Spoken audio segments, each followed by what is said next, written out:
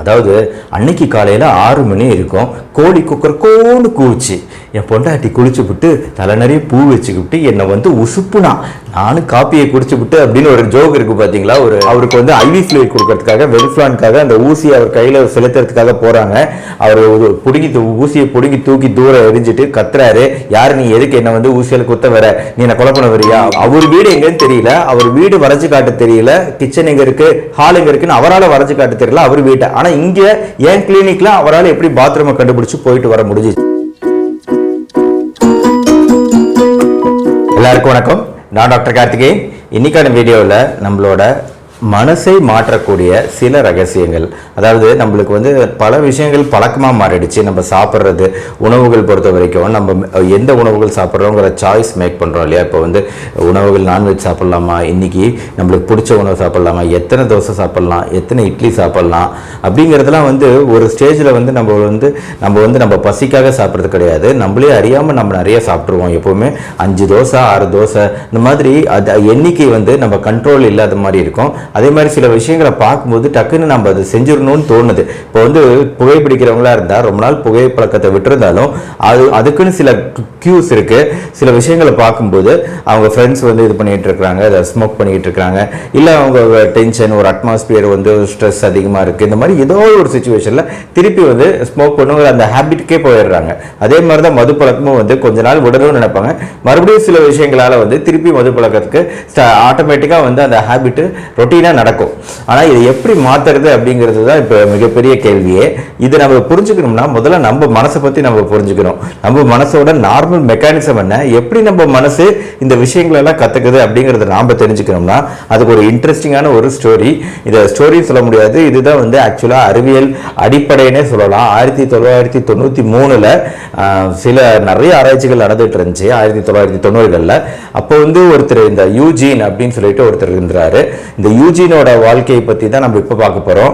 Eugene பொறுத்த வரைக்கும் அவருக்கு வந்து வாழ்க்கையில் ஏதாவது சாதிக்கணும், ஒரு பெரிய மனுஷன் ஆகணும், இந்த உலகத்துக்கு நம்ம ரொம்ப யூஸ்ஃபுல்லாக இருக்கும் அப்படின்னு அவர் மனைவி கிட்ட சொல்லிக்கிட்டே இருப்பாராம். பட் அவர் நினைச்சது வந்து நடந்துச்சு. இந்த உலகத்துக்கு அவர் மூலமா ஒரு மிகப்பெரிய விஷயத்தை நம்ம தெரிஞ்சுக்கிட்டோம். ஆனால் அன்பார்ச்சுனேட்லி இந்த விஷயம் வந்து அவர் வந்து இந்த உலகத்துக்கு ரொம்ப ஹெல்ப்ஃபுல்லா இருந்தாரு அப்படிங்கிறது யூஜினுக்கு தெரியாது. அதுதான் இதுல கவலைக்குரிய விஷயம். இருந்தாலும் இவரோட கதைங்கிறது ரொம்ப இன்ட்ரெஸ்டிங்கான ஒரு விஷயம். அதாவது 1993 அமெரிக்காவில் நடக்கக்கூடிய ஒரு கதை இது. யூஜின் அவர் தான் ஹஸ்பண்ட், ஒய்ஃப் வந்து பெவர்லி. யூஜினுக்கு வயசு இப்போ 70, பெவர்லியும் அதே மாதிரி 62 வயசு உள்ள ஒரு பெண்மணி. இவங்களுக்கு வந்து 2 குழந்தைகள் இருக்கிறாங்க, பெரிய பசங்க, ஒரு பொண்ணு ஒரு பையன். பையன் பேரு வில்லியம்ஸ், பொண்ணு பேரு நான்சி. ஸோ 1993 ஒரு நாள் எப்பவும் போல வழக்கம் போல யூஜின் வந்து அவர் வீட்டில் சாப்பிட்டுட்டு இருக்கிறாரு. அப்போ வந்து அவங்க ஒய்ஃப் வராங்க, பெவர்லி வராங்க, வந்துட்டு சொல்றாங்க இந்த மாதிரி நம்ம பையன் வில்லியம்ஸ் அவங்க வெளியில வேலை செஞ்சுட்டு இருக்காங்க. அமெரிக்காவில் தான் தெரியுமில்ல, பையன் பொண்ணுலாம் யாரும் அப்பா அம்மாவோட இருக்க மாட்டாங்க, தனியாக தான் இருப்பாங்க. ஸோ வில்லியம்ஸ் நம்ம வீட்டுக்கு வராங்க இன்னைக்கு அப்படின்னு சொல்றாங்க. உடனே சாப்பிட்டுட்டு இருந்த யூஜின் இப்படி நிமிர்ந்து பார்த்து கேட்கிறாரு, என்னது வில்லியம்ஸா, யாரு வில்லியம்ஸ் அப்படிங்கிறாரு. என்னது வில்லியம்ஸ், ஏங்க நம்ம பையன் வில்லியம்ஸுங்க, அவன் வரான் அப்படின்னு சொன்னோன்னே அவருக்கு ஞாபகம் இல்லை. பெவர்லி கொஞ்சம் ஷாக் ஆயிடுறாங்க. அப்புறம் சாப்பிட்டு முடிச்சுட்டு யூஜின் கை கழுவு போகும்போது அப்படியே வாந்தி வருது, பயங்கரமான வேர்த்தெல்லாம் நடக்குது. ஸோ கொஞ்ச நேரத்துலேயே வந்து அவருக்கு ஹை டெம்பரேச்சர் வர ஆரம்பிச்சிடுது, அதிகமான காய்ச்சல் வர ஆரம்பிச்சிடுது. ஸோ இதெல்லாம் பார்க்கும்போது ஏதோ சம்திங் ராங் அப்படிங்கிறது புரியுது பெவர்லிக்கு. உடனே வந்து அவரை வந்து ஹாஸ்பிட்டலுக்கு கூட்டிகிட்டு போகிறாங்க. ஹாஸ்பிட்டல் போகிறதுக்குள்ளாரையே வாந்திலாம் ரொம்பவே அதிகமாகி சுத்தமாக உடம்புல இருந்து எல்லா நீர் சத்தும் குறைஞ்ச மாதிரி ஒரு மாதிரி கன்ஃபியூஷன் ஸ்டேட்டுக்கு போயிடுறாரு. டெலிரியம்னு சொல்லுவோம். என்ன நடக்குதுன்னு புரியல. யாராவது வந்து அவரை தொட்டா கூட இரிட்டேஷன் ஆகுறாரு, கோவப்படுறாரு, ஏய் யார் நீ அப்படிங்கிறாரு.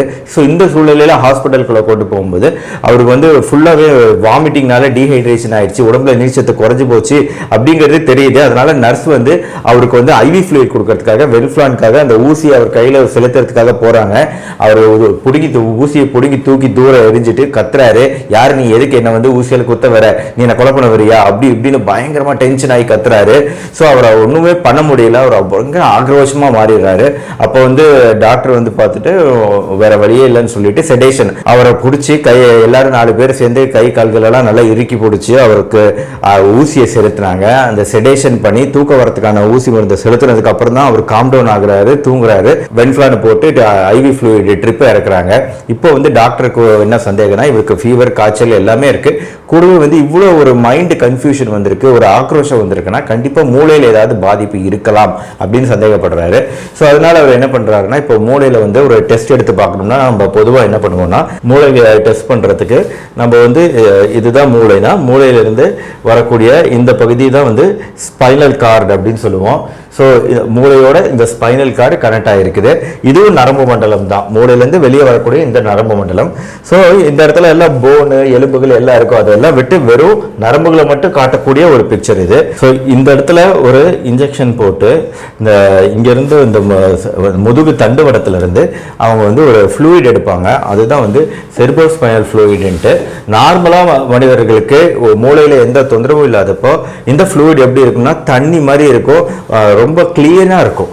ஆனால் இவருக்கு வந்து யூஜினுக்கு வந்து அந்த செரிப்ரோஸ்பைனல் ஃப்ளூயிட் எடுக்கும்போது அந்த கலர் வந்து இந்த கெட்டுப்போன இளநீ எப்படி இருக்கும் அந்த மாதிரி க்ளவுடியாக கொலன்னு லைட் வெள்ளை நேரத்தில் இருந்திருக்குது.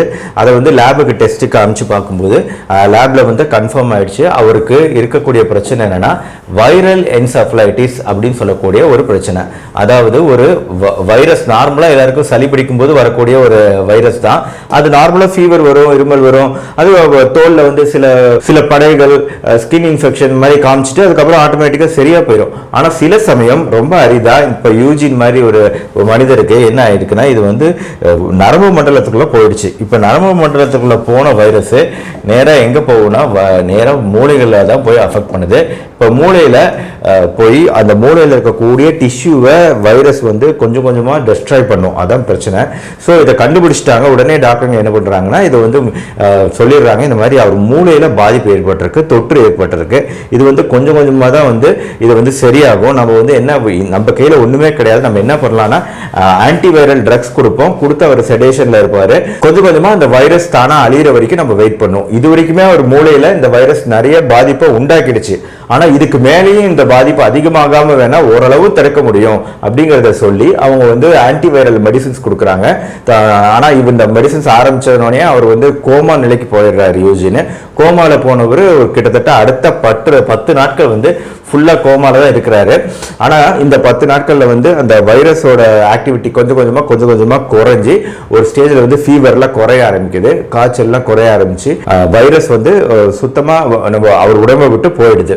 ஆனால் அது போகும்போது சும்மா போகலை, மூளையில் பல பகுதிகள் வந்து டேமேஜ் ஆக்கிட்டு போயிடுச்சு. ஸோ இப்போ என்ன ஆகுதுன்னா, இப்போ ஒரு 10 நாள் கழிச்சு ஃபீவர்லாம் குறைஞ்சதுக்கப்புறம் கொஞ்சம் கொஞ்சமாக யூஜினுக்கு நினைவு திரும்ப ஆரம்பிக்குது. ஸோ கோமா நிலையில் கை கால்கள் அசைவுலாம் எதுவுமே இல்லாமல் இருந்தவர் நினைவு கொஞ்சம் கொஞ்சமாக வர ஆரம்பிச்சோன்னே, கண்ணை முழிச்சு பார்க்க ஆரம்பிச்சோன்னா கொஞ்சம் கொஞ்சமாக தத்தி கொஞ்சமாக பேச ஆரம்பிக்கிறாரு.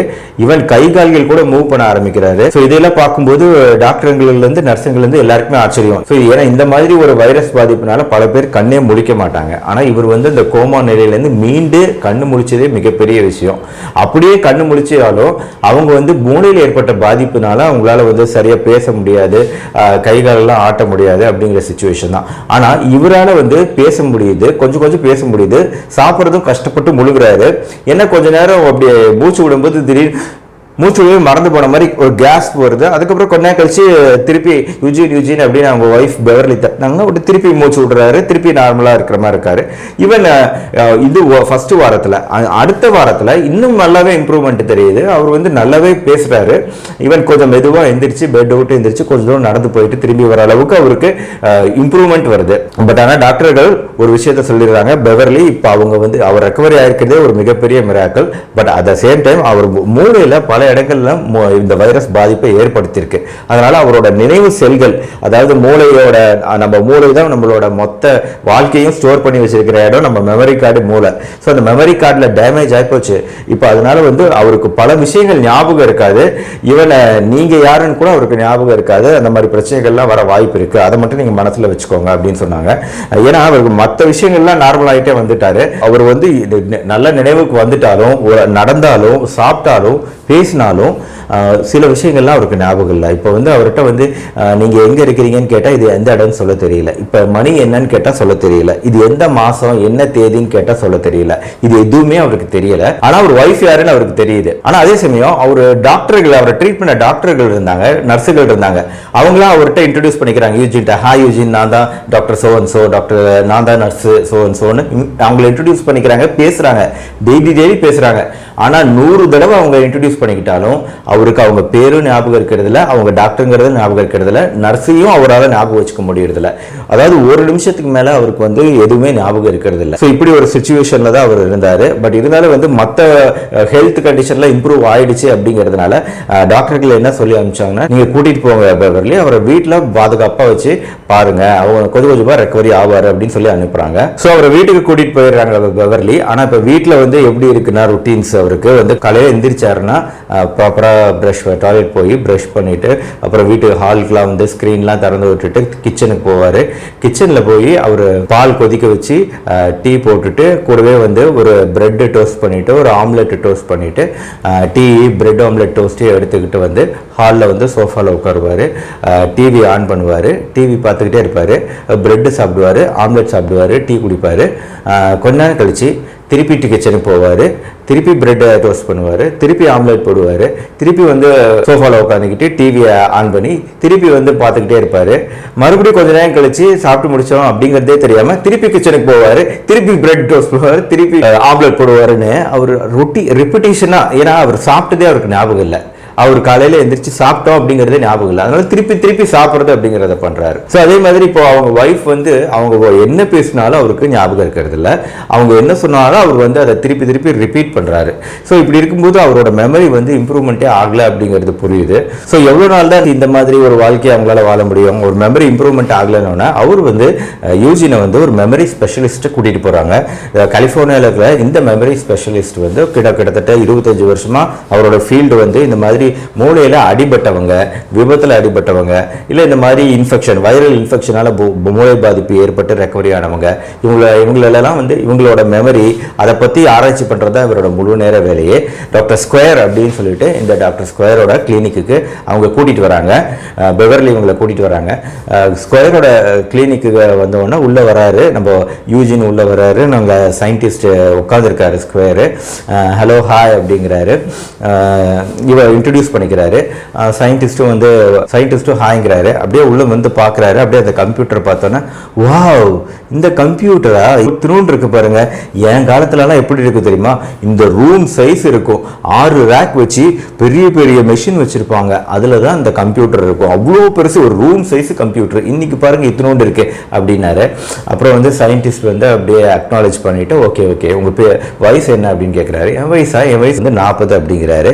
ஒரிஜினலாக யூஜினோட வயசு இப்போ என்ன 71, ஆனால் அவர் வயசு வந்து இப்போ 40 அப்படிங்கிறாரு. ஸோ அப்படின்னு சொன்ன உடனே சரி ஓகே அப்படின்னு சொல்லிட்டு அவங்க சயின்டிஸ்ட் வந்து அதை கம்ப்யூட்டரில் டைப் பண்ணுறாரு, ஏஜ் நேம்லாம் டைப் பண்ணிட்டு இருக்கும்போது யூஜின் வந்து கொஞ்ச நேரம் இப்படி திரும்பி இப்படி பார்க்குறாரு, திருப்பி அதை கம்ப்யூட்டர் பார்க்குறாரு. வாவ் இந்த கம்ப்யூட்டரா, இதுதான் எங்கள் காலத்துலலாம் எப்படி இருக்குது தெரியுமா, எவ்வளோ பெருசு இருக்குது தெரியுமா, இந்த ரூம் சைஸ் இருக்கும், 6 ரேக் வச்சு அந்த ரேக் ஃபுல்லாக மெஷினாக இருக்கும், அவ்வளோ பெருசு ஒரு ரூம் சைஸ் கம்ப்யூட்டர் அப்படின்னு திருப்பி சொல்லுவார். ஓகே அப்படின்னு சொல்லிட்டு சயின்டிஸ்ட்டு அக்னாலேஜ் பண்ணிட்டு சயின்டிஸ்ட்டு அவர்கிட்ட நிறைய கேள்விகள் கேட்குறாரு. இப்போது உங்கள் சின்ன வயசில் நடந்த விஷயங்கள் பற்றிலாம் கேட்கும்போது யூஜின் வந்து எக்ஸலண்ட்டாக ஆன்சர் பண்ணுறாரு, மெமரி அவ்வளோ சூப்பராக இருக்குது. அதாவது அவர் வந்து ராக்கெட் லான்ச் பண்ணுற நாசாவில் தான் ஒர்க் பண்ணிட்டு இருந்திருக்கிறாரு. ஸோ நாசால அவரோட எக்ஸ்பீரியன்சஸ் என்னென்ன, ராக்கெட்டோட சின்ன நுணுக்கமான விஷயங்கள் முதற்கொண்டு அவ்வளோ டீட்டெயிலாக எக்ஸ்பிளைன் பண்ணுறாரு. ஈவன் அவரோட ஃப்ரெண்ட்ஸ் பற்றிலாம் கேட்கும்போது அவர் சின்ன வயசுல இருந்த ஃப்ரெண்ட்ஸ் பற்றிலாம் எக்ஸ்பிளைன் பண்ணுறாரு. ஆனால் ரீசெண்டாக நடந்த விஷயங்கள், ரீசெண்டாக இப்போ என்ன பண்ணிட்டு இருக்கிறாரு, என்ன வேலையில் இருக்கிறாரு அப்படிங்கிறதெல்லாம் கேட்டால் அந்த டாபிக் எடுத்தாலே போதும், அப்படியே பொலைட்டாக வந்து இல்லை அதெல்லாம் எனக்கு ஞாபகம் இல்லை, வேற விஷயம் பேசுவோம் அப்படிங்கிற மாதிரி பொலைட்டாக அதே யூஜின் டைவர்ட் பண்ணுறாரு. ஸோ அவருக்கு வந்து என்ன நடக்குதுன்னா, அவருக்கு வந்து கடந்த 30 வருஷத்துல என்னென்ன நடந்துச்சோ அது எதுவுமே ஞாபகம் இல்லை. ஆனால் 30 வருஷத்துக்கு பின்னாடி 40 வயசுக்கு முன்னாடி என்னென்ன விஷயங்கள் நடந்துச்சோ அதெல்லாம் கிளியராக ஞாபகம் இருக்குது. ஸோ இதுதான் யூஜினோட கண்டிஷன் இப்போங்கிறத புரிஞ்சுக்கிறாரு. ஈவன் அவரோட அந்த ஹேபிட்ஸ் கூட அப்படியே இருக்கு, அதாவது நல்ல பழக்கங்கள். இப்போ ஒருத்தர் பார்த்தோம்னா ஹலோ குட் மார்னிங் விஷ் பண்றது அப்படியே இருக்கு. இப்போ யாராவது அவருக்கு ஒரு தண்ணி கொடுக்குறாங்க அப்படின்னு தேங்க்யூ ஸோ மச் அப்படிங்கிறதும், பிளஸ் யாரோ புதுசாக அந்த ரூம்குள்ள வராங்க அப்படின்னா எழுந்திரிச்சு இன்ட்ரடியூஸ் பண்ணிக்கிறது, ஐ எம் யூஜின் அப்படின்னு இன்ட்ரடியூஸ் பண்ணிக்கிட்டு ஹவ் வாஸ் யுவர் டே அப்படின்னு கேட்கறது. இந்த மாதிரி அந்த பொலைட் ஹேபிட், குட் பிஹேவியர்லாம் அப்படியே அந்த சின்ன வயசுல அவர் கத்துக்கிட்டாருன்னா அதை அப்படியே இப்போ எக்ஸிபிட் பண்றாரு. அதே சமயம் இப்போ ரீசெண்டா இப்போ வந்து ஒரு நம்பர் கொடுக்குறாரு, ஒரு 6 10 11 12 அப்படின்னு ஒரு 4 நம்பர் கொடுக்குறாருன்னு வைங்க. இந்த 4 நம்பரை மட்டும் மெமரைஸ் பண்ணிட்டு நம்ம ஒரு நிமிஷம் கழிச்சு திருப்பி கேட்டா போதும் 6 10 11 12ங்கிறத அவருக்கு சொல்ல தெரியாது, மறந்துடுவார். ஸோ இதுதான் அவரோட கண்டிஷன். டோட்டலாக அவருக்கு வந்து இப்போ ரீசெண்டாக என்னென்ன பண்ணுறாங்களோ அது எதுவுமே ஞாபகம் இருக்கிறது இல்லை. இன்ஃபேக்ட் அவர்கிட்ட சயின்டிஸ்ட் கேட்குறாரு, ஸோ ரீசெண்ட் மெமரி ஞாபகம் இல்லை, அட்லீஸ்ட் உங்களுக்கு வீடை வரைஞ்சு காட்ட முடியுமா, அதாவது கிச்சன் எங்கே இருக்குது, சோப் ஹால் எங்கே இருக்குன்னு சும்மா லைட்டாக ஒரு ரஃப் டிராயிங் போட்டு காமிக்க முடியுமான்னு கேட்குறாரு. இல்லை அவருக்கு போட தெரியல, எனக்கு வீடு ஞாபகம் இல்லைங்கிறாரு. உங்கள் வீடு எங்கே இருக்குன்னு கேட்குறாரு, என் வீடு எங்கே இருக்குன்னு தெரியலங்கிறாரு. ஸோ இப்போ ஏன்னா அந்த 30 வருஷத்துக்குள்ளார இந்த வீடு கட்டியிருக்கிறாரு, அதனால் அதுவும் அவருக்கு ஞாபகம் இல்லை. ஆனால் அதே சமயம் இதெல்லாம் அவர் என்டர் பண்ணிட்டு இருக்காரு, மறுபடியும் சயின்டிஸ்ட் டேபிள் என்டர் பண்ணிட்டு இருக்காரு. யூஜினுக்கு வந்து பாத்ரூம் வருது. யூஜின் பாட்டுக்கு யாரையும் கேட்கலாம், அவர் பாட்டுக்கு எந்திரிக்கிறாரு, போறாரு பாத்ரூம் கரெக்டாக அந்த கிளினிக்ல பாத்ரூமுக்கு கரெக்டாக கண்டுபிடிச்சு போறாரு, பாத்ரூம்குள்ள போறாரு, ஃப்ளஷ் பண்ணிட்டு திரும்பி வராரு. இந்த சவுண்ட் எல்லாம் கேட்குது.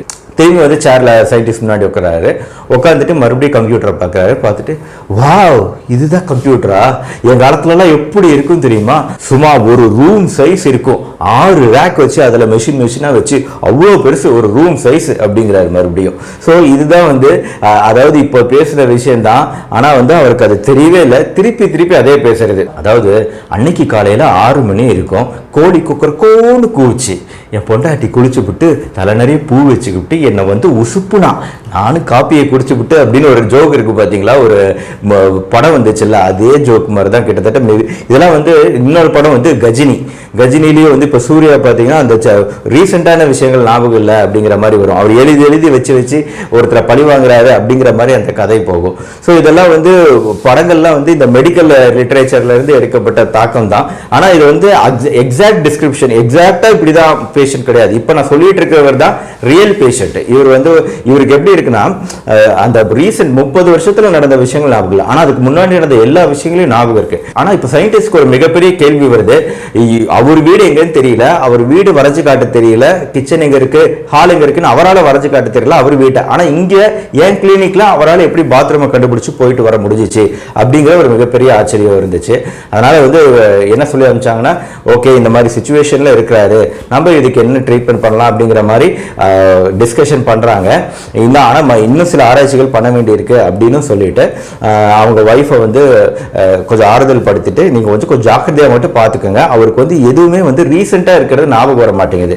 அதனால ஒரு மிகப்பெரிய விஷயம் என்னன்னா, இப்போ நீங்க வீட்டுக்கு போயிட்டீங்க, வீட்டுக்கு போனதுக்கு அப்புறம் அவரு நீங்க வந்து 24 மணி நேரமும் ஒரு கண்காணிப்புல இருக்கணும். அவர் பாட்டுக்கு எந்திரிச்சு வீட்டை விட்டு வெளியே போயிட்டாருன்னு வைங்களேன், அவர் எங்க வீட்டை விட்டு வெளியே போறாருனாலும் அவர் எங்கேயாவது வெளியே போய் ஸ்ட்ரீட்டா சுத்திட்டு திரும்பி வரதுக்கு அவருக்கு வழி தெரியாம அதுக்கப்புறம் அவர் உங்களால் கண்டே பிடிக்க முடியாம போய் வாழ்க்கையில. அதனால ரொம்ப ஜாக்கிரதையா மட்டும் அவர் பாத்துக்கங்கன்னு சொல்லி அனுப்பிச்சு விடுறாங்க. ஸோ பெவர்லியும் உங்களை வந்து யூஜினை கூட்டிட்டு வந்துடுறாங்க, வீட்டுக்கு வந்துடுறாங்க. ஸோ இந்த சூழ்நிலையில தான் இப்போ யூஜின் பெவர்லியோட பொண்ணு நான்சிக்கு வந்து ஒரு படிப்பு விஷயமா வேற ஒரு ஊருக்கு போக வேண்டியிருக்கு. ஸோ அதனால நான்சியோட பெனிஃபிட்டுக்காக இவங்க வீடை மாத்திட்டு போகணும், பெவர்லி வீடை மாத்தணும்னு நினைக்கிறாங்க. அதனால ஒரு புது வீட்டுக்கு போறாங்க, யூஜினும் பெவர்லியும் இன்னொரு புது வீட்டுக்கு போறாங்க.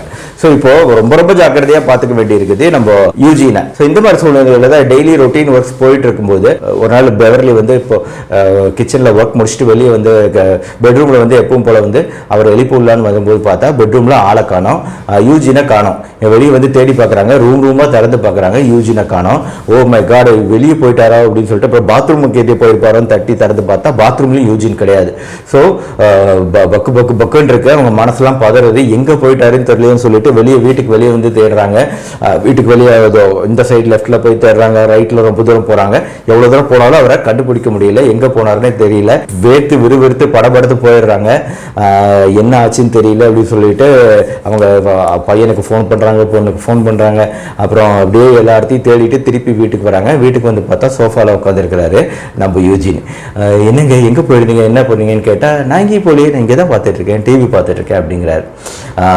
பட் என்னடா அது, நம்ம இவ்வளோ தூரம் தேடிட்டு வந்தோம், இவர் வந்து நம்ம கூட வந்து நான் இங்கே தான் இருக்கிறேன், டிவி பார்த்துட்டு இருக்கேன்னு சொல்றாருன்னு சொல்லிட்டு நம்ம தான் கவனிக்கலையோ என்னவோ ஏதோ இவங்க கிச்சனுக்குள்ள போகும்போது பார்த்தா போகிற வழியில் வந்து ஒரு அந்த ஸ்டோன்ஸ், அந்த பைன் ட்ரீயோட ஸ்டோன்ஸ் சாப்லிங்ஸ் இருக்கும், அதெல்லாம் வந்து அங்கே அடுக்கி வச்சிருக்கிறத பார்க்குறாங்க. ஓ இது என்னடா புதுசாக இருக்குது, இந்த அந்த பைன் ட்ரீயோட ஸ்டோன்ஸ் சாப்லிங் இங்கே இருக்கேன்னு சொல்லிட்டு அப்புறம் வந்து பார்க்குறாங்க. அவர் கையை தொட்டு பார்த்தா கையில் வந்து பிசுப்பாக இருக்குது. என்னன்னா கண்டிப்பாக அவர் போயிட்டு வந்திருக்கிறாரு, அவர் வந்து எங்கேயோ ஒரு இடத்துக்கு போயிருக்கிறாரு, அந்த பைன் ட்ரீஸ் இருக்கிற ஒரு ஏரியா பக்கமாக போயிருக்கிறாரு. அங்கே இருக்கிற ஒரு சில விஷயங்களை அவர் ஒரு பழக்கம் அவருக்கு, ஒரு சாஃப்ட்வேர் சொல்லுவாங்க, அங்கே இருக்கிற சின்ன சின்ன விஷயங்களை அதை ஞாபகார்த்தமாக எடுத்துகிட்டு வந்து வைப்போம்ல, அந்த மாதிரி அவர் எங்கே போனாலும் அந்த மாதிரி ஞாபகார்த்தமாக ஏதாவது வாங்கிட்டு வருவாராம். ஸோ அந்த பழக்கத்தினாலே என்னவோ அங்கிருந்து ஒரு சின்ன ஒரு கல், அந்த சாப்லிங் அதை வந்து வீட்டில் வச்சிருக்கிறாரு. ஸோ இப்போதான் புரியுது, ஓ இவர் வந்து வெளியே போயிட்டு இருக்கிறாரு. ஆனால் ஒரு விஷயம் இங்கே நீங்கள் கவனிக்கிறோம், வெளியே போனவர் திருப்பி வீட்டுக்கு வந்துட்டாரு கரெக்டாக. ஆனால் அவர்கிட்ட கேட்டோம்னா நான் வீட்டுக்கு நான் எங்கே போனேன், வெளியே போகலையே அப்படின்னு சொல்கிறாரு. ஸோ இந்த விஷயத்தை அவங்க சயின்டிஸ்ட்க்கு தெரிவிக்கிறாங்க. ஸோ சயின்டிஸ்ட் ஸ்குவர் என்ன பண்ணுறாருன்னா ஒரு முக்கியமான ஒரு எக்ஸ்பெரிமெண்ட் பண்ணுறாரு. அந்த எக்ஸ்பெரிமெண்ட் ரொம்ப இன்ட்ரெஸ்டிங்கான ஒரு எக்ஸ்பெரிமெண்ட்டு. இப்போ வந்து ஒரு ரேட் வச்சு, ஒரு எலியை வச்சு ஒரு எக்ஸ்பெரிமெண்ட் பண்ணுறாங்க. ஸோ இந்த எலியை வச்சு என்ன எக்ஸ்பெரிமெண்ட் பண்ணுறாங்கன்னா, சப்போஸ் ஸோ இதுதான் வந்து ஒரு டனல் மாதிரி இருக்குன்னு வைங்களேன், ஒரு டியூப்ஸ், ஒரு பெரிய டனல் மாதிரி இருக்குது. இந்த டியூப்ஸில் வந்து ஒரு கார்னரில் என்ன வைக்கிறாங்கன்னா, இந்த இடத்துல வந்து சாக்லேட்ஸ் வைக்கிறாங்க. ஸோ இந்த இடத்துல தான் வந்து சாக்லேட்ஸ் இருக்குது. அப்புறம் இந்த டனலில் இந்த இடத்துல ஒரு கேட் இருக்குது, இந்த கேட்டுக்கிட்ட ஒரு பெல் வச்சுருக்கிறாங்க. அடுத்து இந்த டனலுக்கு இந்த பக்கம் என்ன இருக்குது தெரியுங்களா, இந்த பக்கம் வந்து ஒரு ராட், ஒரு எலி இருக்குது. ஸோ இந்த எலி வந்து இந்த டனலுக்கு இந்த பக்கம் இருக்குது, சரிங்களா. டெய்லி என்ன பண்ணுறாங்கன்னா, ரொட்டீனாக ஒரு எக்ஸ்பெரிமெண்ட் மாதிரி பண்ணுறாங்க. இந்த மணி வந்து 10 10 10 அப்படின்னு மணி அடிக்கும். அடித்த உடனே இந்த கேட் வந்து ஓப்பன் ஆகும். இந்த கேட் ஓப்பன் ஆனோடனே எலி உள்ளே வரும். எலி உள்ளே வரும்போது அதுக்கு வந்து இந்த ஸ்மெல் தெரியுது, சாக்லேட்டோட ஸ்மெல் தெரியுது, சாக்லேட் சாப்பிடணும். ஆனால் இப்போ எலி வந்து இப்படி வந்து நேராக உள்ளே போகாது, ஏன்னா இந்த இடத்துக்குலாம் எலி வந்ததே கிடையாது. அதனால எலி என்ன பண்ணுது, இங்கே போகுது, இந்த பக்கம் போகுது, இந்த பக்கம் போகுது, இப்படி போகுது, ஒரு மாதிரி ஸ்மெல் தெரியுது, ஆனால் சுற்றி வருது, என்னன்னு தெரியல. அப்புறம் திரும்பி இங்கே வருது, அப்புறம் திரும்பி போகுது, இப்படியே மெதுவாக போகுது. சாக்லேட் ஸ்மெல் இங்கே இருக்கு, இடது பக்கம் திரும்பினா சாக்லேட்டு, ஆனால் எலி அப்படியே வலது பக்கம் போகுது, அங்கே போகுது, இங்கே போகுது. அப்புறம் கொஞ்சம் கொஞ்சமாக அங்கேயும் இங்கேயும் உலாத்தி ஒரு வழியாக திருப்பி போய் சாக்லேட்டை கண்டுபிடிச்சிடுது. சாப்பிட்டதுக்கு அப்புறம் திருப்பி எலியை வந்துடுது. ஸோ அடுத்த நாள் மறுபடியும் ரிப்பீட் பண்ணுறாங்க. கிரன்னு ஒரு மணி அடிக்கிறாங்க, கேட் திறக்குது, எலி உள்ள போகுது, திருப்பி தேடுது, மறுபடியும் இப்படியே அங்கேயும் இங்கேயும் உலாத்திக்கிட்டு அப்புறம் போய் அங்கே போய் சாக்லேட்டை சாப்பிடுது. ஸோ சாதாரணமாக இதை இவங்க பண்ணலை. ஸோ இந்த மாதிரி எலி இந்த மாதிரி தேடிட்டு இருக்கும்போது அதோட பிரெயினில் என்ன நடக்குது அப்படிங்கிறத கண்காணிக்கிறதுக்காக எலியோட தலையில் வந்து மைக்ரோ ஒயர்ஸ் ஃபிட் பண்ணியிருக்கிறாங்க. ஸ்கேனிங் பண்ணுறாங்க, அந்த எலியோட மூளையில் என்ன மாறுபாடுகள் நடக்குது அப்படிங்கிறத அந்த ஸ்கேனில் பார்க்குறாங்க. இப்போ அந்த மூளையில் இருக்கிற ஸ்கேனிங்ல என்ன தெரியுது தெரியுங்களா, ஃபர்ஸ்ட் மணி அடிச்சோடனே எலியோட மூளையில் வேவ்ஸ் அதிகமாகுது. அடுத்து எலி வந்து உள்ள தேடி போகும்போது மறுபடியும் அப்படியே அதிகமாகிட்டே போகுது வேவ்ஸ். அதுக்கப்புறம் என்ன ஆகுது, ஒரு ஸ்டேஜில் கடைசியாக வந்து போய் சாக்லேட்டை சாப்பிடும்போது இன்னும் அதே மாதிரி வேவ்ஸ் ஃபுல்லாக. இது வந்து ஸ்டார்டிங்கு மணி அடிக்கிறது, அடுத்து தேடுறது, கடைசியாக வந்து சாக்லேட்டை சாப்பிட்றது. ஸோ இந்த ABC இந்த 3 நிலைகள்லையும் இந்த வேவ்ஸ் அதிகமாக இருக்குது. இது வந்து ஆரம்பத்தில் இது வந்து ஒரு 30 நாள், 60 நாள், 2 மாதம், 3 மாதம் இப்படின்னு கண்டினியூ பண்ணிக்கிட்டே இருக்காங்க. இப்போ 3 மாதம்லாம் ஆனதுக்கப்புறம் பார்த்தீங்கன்னா ஒரு 90 நாள் ஆயிடுச்சு. இப்போ 90வது நாளில் வந்து திருப்பி இதே எக்ஸ்பெரிமெண்ட்டை பண்ணுறாங்க, சரிங்களா. அப்போ வந்து மூளையில் அந்த வேவ்ஸ் எப்படி இருக்குன்னு பார்க்குறாங்க. இப்போ எலியுமே என்ன பண்ணுது, ஃபஸ்ட்டு வந்து அங்கேயும் இங்கேயும் தேடிட்டு இருந்துச்சு. முதல்ல ரைட்டு திரும்பிச்சு, இடிச்சுக்கிச்சு அப்படின்றதெல்லாம் போய் இப்போ மணி அடிச்சிச்சுன்னா போதும், எலி வந்து என்ன பண்ணுது, ஸ்ட்ரைட்டாக கேட்டை திறந்தோன்னா உள்ளே போய் ஸ்வைன் போய் லெஃப்ட்டுக்கு போய் டக்குன்னு போய் சாப்பிட்றது. ஸோ இது வந்து ஒரு ஆட்டோமேட்டிக் ப்ராசஸ் ஆயிடுச்சு. இப்போ வந்து பிரெயின் ஸ்கேன் என்ன தெரியுதுன்னா, ஸோ இங்கே தான் நீங்கள் இன்ட்ரெஸ்டிங்கான ஒரு விஷயத்தையே இப்போ நம்ம பார்ப்போம். இந்த பிரெயின் ஸ்கேனில் இந்த நடுப்பகுதி இருக்குது பார்த்தீங்களா, இந்த நடுப்பகுதியில் வேவ்ஸ் ரொம்ப ரொம்ப ரொம்ப கம்மியாயிடுச்சு. ஸோ உங்களுக்கு மணி அடிக்கும்போது இந்த வேவ்ஸ் அதிகமாக இருக்குது, ஆனால் அது தேடுற ப்ராசஸ்ங்கிறது இப்போ ரொம்ப கம்மியாயிடுச்சு. இது ஆட்டோமேட்டிக்காக போய் நேராக அங்கே போய் சாப்பிட்றது. ஸோ சாப்பிடும்போது என்ன ஆகுது, மறுபடியும் வேவ்ஸு அதிகமாகுது. ஸோ இதுதான் வந்து பிரெயின் வேவ்ஸு. ஸோ முதல்ல பிரெயின் வேவ்ஸ் இப்படி இருந்துச்சு, இப்போ பிரெயின் வேவ்ஸ் வந்து கொஞ்சம் நடுவில் கேப்பு, மறுபடியும் பிரெயின் வேவ்ஸ் அதிகமாகுது. ஸோ இதுதான் நம்ம மூளையோட நார்மல் பழக்க வழக்கங்கள். ஸோ எதனால் இது நடக்குதுன்னு பார்த்தீங்கன்னா இந்த பழக்கம் உங்களுக்கே புரியுது, இது வந்து எலி பழகிக்கிச்சு அப்படிங்கிறது. ஏன் எலி பிரெயினில் வேவ்ஸ் இந்த மாறுபாடு நடக்குதுன்னா இந்த ஹேபிட் வந்து எலி கற்றுக்குச்சு. அந்த எலி ஹேபிட்டை கற்றுக்கிறது எந்த இடத்துல அது ஸ்டோர் ஆகுதுன்னு பார்த்தீங்கன்னா நம்ம மூளையோட நடுப்பகுதியில் இருக்கக்கூடிய ஒரு உறுப்பு தான் வந்து பேசல் கேங்லியா அப்படின்னு சொல்லுவோம். ஸோ பேசல் கேங்லியா அதாவது நம்ம எலுமிச்சம்பழம் சைஸ்லேயே இருக்கும். டிப்பிக்கலாக வந்து ஒரு எலுமிச்சம்பழம் எவ்வளோ பெருசு இருக்கும், ஸோ அந்த மாதிரி ஒரு எலுமிச்சம்பழம் மாதிரி நம்ம மூளையோட நடுப்பகுதியில் இருக்கக்கூடியது தான் இந்த பேசல் கேங்லியா. இந்த பேசல் கேங்லியா அப்படிங்கிற இந்த உறுப்பில் தான் வந்து நம்மளுக்கு வந்து இந்த மெமரி வந்து ஸ்டோர் ஆகுது. இந்த ஹேபிட், இது மெமரின்னு சொல்ல முடியாது, இந்த ஹேபிட் இப்போ வந்து மணி அடிக்குது, அடித்த உடனே போகணும் அப்படிங்கிற அந்த ஹேபிட் நடக்கிறது எங்கன்னா பேசல் கேங்லியாவில்.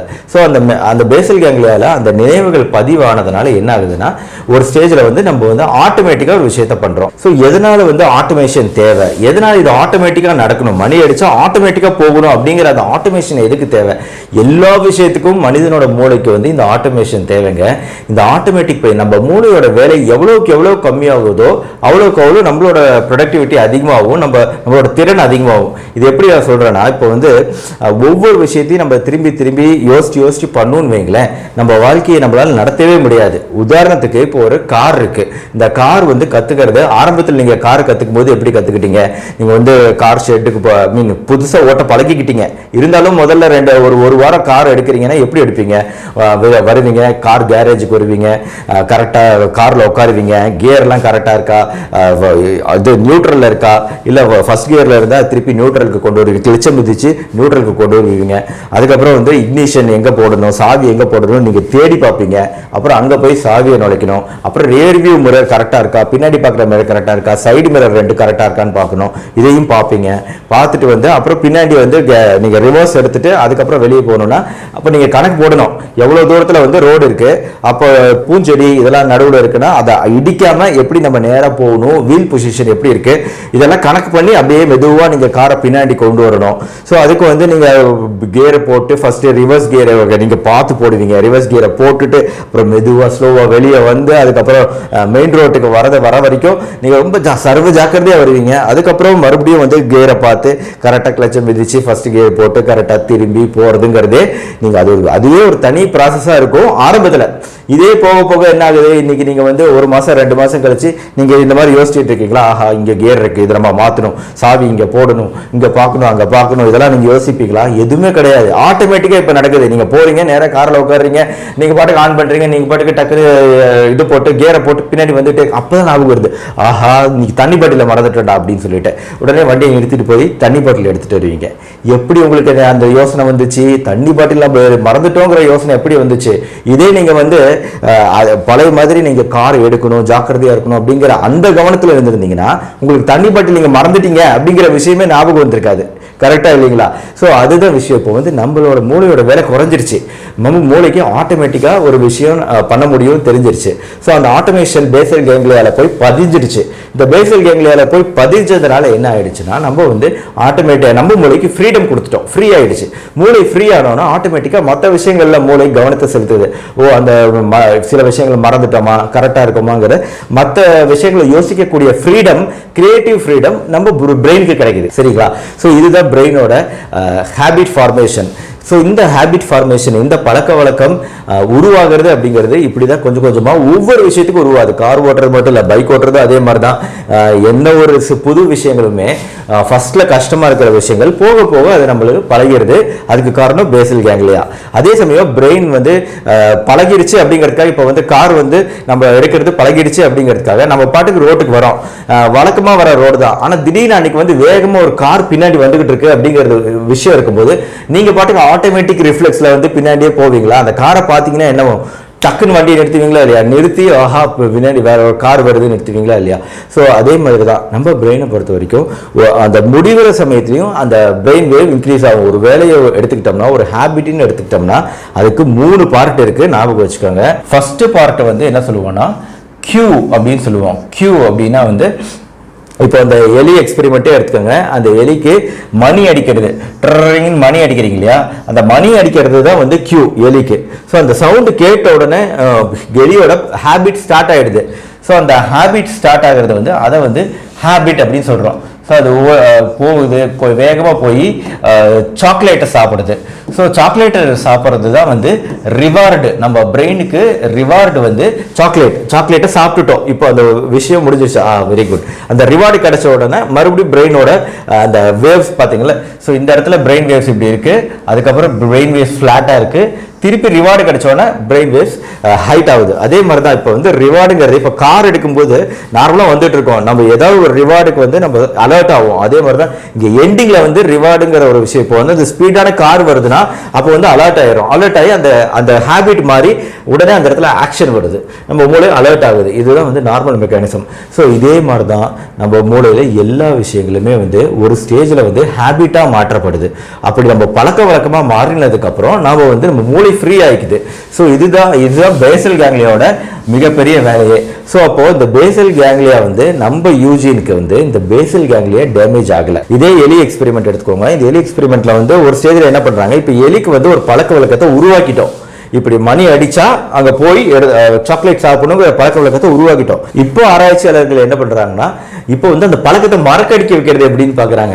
ஸோ இப்போ வந்து இப்போ ஒரு டனல் நீங்க காமிச்சோ இல்லையா, இப்போ லெஃப்ட்ல வச்ச அந்த சாக்லேட்டை ரைட்ல வைக்கிறாங்க, இல்ல வேற எங்கேயாவது புது இடத்துல வைக்கிறாங்க. ஸோ ஒவ்வொரு வாட்டியும் புது இடத்துக்கு போகுது ரேட்டு சாக்லேட்டை தேடி. ஆனாலுமே ஒரு ஸ்டேஜுக்கு அப்புறம் திடீர்னு ஒரு நாள் வந்து அதே மணி அடிக்கிறது அப்படிங்கிற அந்த ஒரு கியூ கொடுத்தோம்னு வைங்களேன், அந்த ஃபர்ஸ்ட் கியூவை கொடுத்தோம்னா கரெக்டாக நேராக போய் லெஃப்ட்டுக்கு தான் போய், ஏன்னா அந்த மணிக்கும் அந்த ரிவார்டுக்கும் ஒரு கனெக்ஷன் இருக்குங்கிறத எலியோட மூளை ஆட்டோமேட்டிக்காக புரிஞ்சுக்குச்சு. ஸோ அதனால எவ்வளோ வருஷம் ஆனாலும் அந்த ஹேபிட் மாறுறது கிடையாது. ஸோ அதே மாதிரி தான் இப்போ வந்து கியூங்கிறது, இப்போ யூஜினோட மூளையை பொறுத்த வரைக்கும் அவருக்கு வந்து ஒரு கியூ இருக்குது. அவரோட பேசல் கேங்லியா, அவரோட வைரஸ் வந்து எப்படியோ அந்த பேசல் கேங்லியா தப்பிச்சிருச்சு இந்த வைரஸ் அட்டாக்ல இருந்து. இந்த வைரஸ் அட்டாக்ல இருந்து யூஜினோட மூளை தப்பிச்சதுனால என்ன ஆகுது, இந்த பேசல் கேங்லியா தப்பிச்சதுனால அவரே அறியாம ஹேபிட் ஃபார்மேஷன் நடக்குது. இப்போ அவர் வந்து எப்படி வெளியே போனாலும் திருப்பி வந்து அவர் வீட்டுக்கு திரும்பி வந்துடுறாரு அப்படின்னு பார்த்தீங்கன்னா, வெளியே வந்து ஏதாவது ஒரு ட்ரீ இருக்கலாம், மரம் செடி கொடி இருக்கலாம், அதை வந்து ஒரு கியூவா வச்சுக்கலாம். அவர் இதுதான் நம்ம வீடுங்கிறதுக்கான கியூவா ஒரு மைண்ட் ஆட்டோமேட்டிக்கா அதில் போய் ஃபிக்ஸ் ஆகிடுது. இதுதான் நம்ம வீடு, இந்த இடத்துல போஸ்ட் பாக்ஸ் இருக்கு, ஸோ இந்த இடத்துல வந்து இந்த மாதிரி இந்த கலர்ல வீடு இருக்கு அப்படின்னு ஏதோ ஒரு விஷயம் அவரே அறியாம உள்ள போகுது. இது வந்து அவர் தெரிஞ்சு நடக்கல, அவர் மனசுக்குள்ள அது தானா பதிஞ்சிடுது. ஸோ அதுக்கப்புறமா அந்த கியூ முடிஞ்சோன்னா அதுக்கப்புறம் ஒரு ஹேபிட்டா வெளியே போறாரு, ஒரு ரூட்டுக்கு போறாரு, திரும்பி வர ரூட்டையும் அவர் பார்த்து வச்சுக்கிறாரு. ஸோ அவருக்கு வந்து ஆட்டோமேட்டிக்கா அவர் பிரெயின் இந்த வேலையை பண்ணிட்டு இருக்கு பேசல் கேங்லியா. திரும்பி ரிவார்டு என்ன, இந்த வீட்டுக்கு வந்தாதான் ரிவார்டுங்கிறது அவருக்கு தெரியுது, அவரோட மூளைக்கு தெரியுது பேசல் கேங்லியாக்கு. ஸோ அவர் மூளையே வந்து அவர் திருப்பி கொண்டு வந்து வீட்டுக்கு கொண்டு வந்து விட்டுடு. அதே மாதிரி தான் காலையில் எந்திரிச்சோன்னா திருப்பி அவர் சாப்பிட்றாரு அப்படின்னா அதுக்கு என்ன காரணம்னா, இப்போ காலையில் எந்திரிச்சோன்னா அந்த சூரிய வெளிச்சத்தை பார்க்குறாரு. ஸோ இந்த மாதிரி ஒரு சுச்சுவேஷனில் அவருக்கு வந்து இது காலை நேரம் அப்படிங்கிற விஷயத்த அவர் பிரெயின் சொல்லுது. ஸோ அதனால இப்போ போய் நீ சாப்பிட போகணும் அப்படின்னு சொல்லுது. ஆனால் அவர் அவர் ஆட்டோமேட்டிக்காக சாப்பிட்றாரு. திருப்பி வந்து சோஃபாவில் உட்காரும் போது டிவி பார்த்துட்டு இருக்கும்போது திருப்பி பார்க்கும்போது சூரிய வெளிச்சத்தை பார்த்தாருவீங்க, இப்ப காலை நேரம், அப்போ ஆட்டோமேட்டிக்கா பிரெயின் திருப்பி அவர் கிச்சனுக்கு தள்ளுது. இப்படியே திருப்பி ப்ராசஸ் நடக்குது. அதனாலதான் ஒரு விஷயத்தை திருப்பி பண்ணிட்டு இருக்கிறாரு. இந்த ஹேபிட்னாலதான், இந்த ஹேபிட் ஃபார்மேஷனால தான் இது நடக்குது.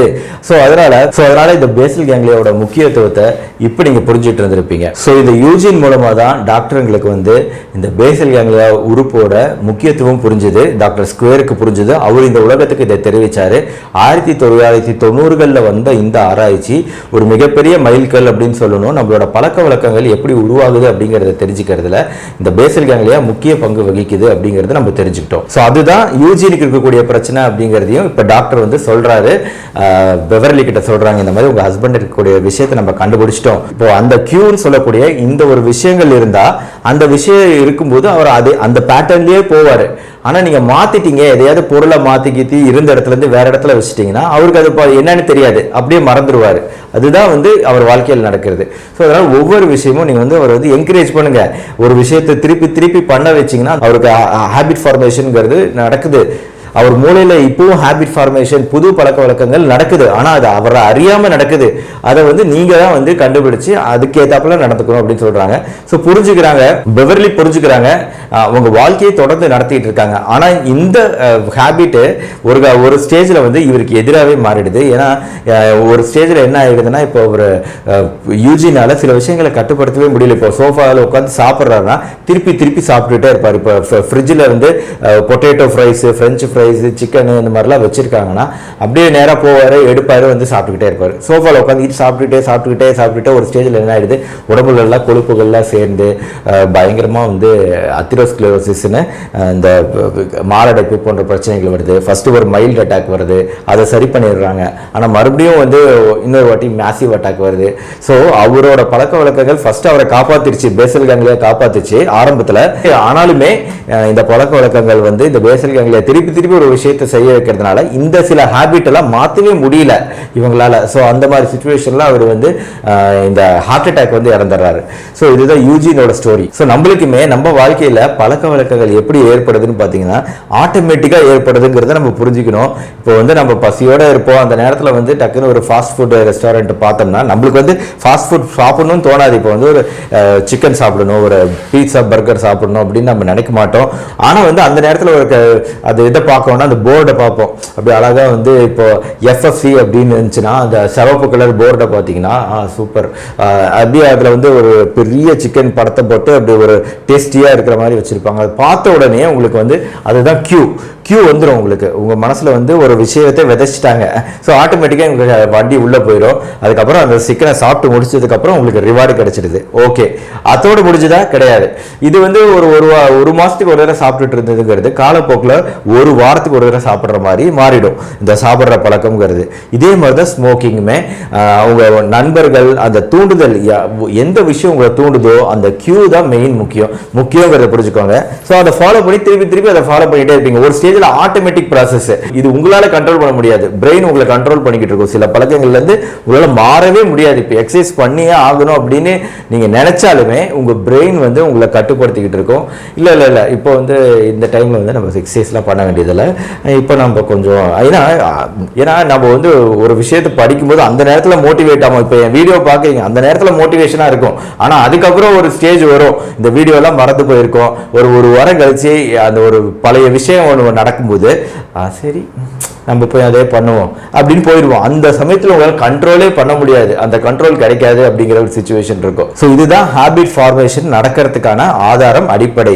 ஸோ இந்த கியூவை கரெக்டாக கட் பண்ணிட்டீங்கனாலோ இல்லை இந்த ரிவார்டு இல்லாமல் செஞ்சாலோ, இப்போ யூஜினுக்கு வந்து சில அட்வைஸ்லாம் என்ன கொடுத்தாங்கன்னா, எப்போ பார்த்தாலும் ஃப்ரிட்ஜில் சாப்பிட்டுட்டே இருக்காரு அப்படிங்கிறதால என்ன பண்ணாங்க, நீங்கள் ஏன் ஃப்ரிட்ஜில் வைக்கிறீங்க, ஃப்ரிட்ஜில் வந்து எதுவும் ஃப்ரெஞ்ச் ஃப்ரைஸோ இதுவோ வைக்காதீங்க, துரித உணவுகளோ வைக்காதீங்க அப்படின்னு சொன்ன உடனே யூஜின் ஒரு ஸ்டேஜில் என்ன ஆகுது, அப்படி போறாரு, ஃப்ரிட்ஜ் திறக்கிறாரு, உள்ள எதுவும் இல்லை, திரும்பி வந்து உட்காந்துக்கிறார்.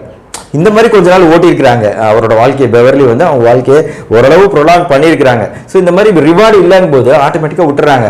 அதே மாதிரி தான் ஒரு அந்த சிக்கன் ஃபுட் ரெஸ்டாரண்ட் அங்கே இருந்தது, அந்த இடத்துல இருந்து எடுத்துட்டாங்க, வேற இடத்துக்கு போயிடுச்சு அப்படின்னா உடனே நம்ம வந்து வேற இடத்துக்கு தேடி போய் அந்த ரெஸ்டாரண்ட்டை தேடி போய் சாப்பிட்றது கிடையாது. அது இல்லை அப்படின்னா நம்ம பழைய ரொட்டீனுக்கு வரதுக்கு வாய்ப்பு இருக்கு. ஸோ இதுதான் ஹேபிட்டோட அடிப்படை. அதனால வந்து ஒன்று ரிவார்டு நம்ம எடுத்துடணும், இல்லைன்னா வந்து கியூஸ் நம்மளை வந்து தூண்டக்கூடிய விஷயங்களை நம்ம விலக்கிடணும். இது ரெண்டுல ஏதாவது ஒன்று கட் பண்ணா தான் இந்த ஹேபிட்டை கட் பண்ண முடியும். இல்லைன்னா வந்து மாத்துறது ரொம்ப கஷ்டம்.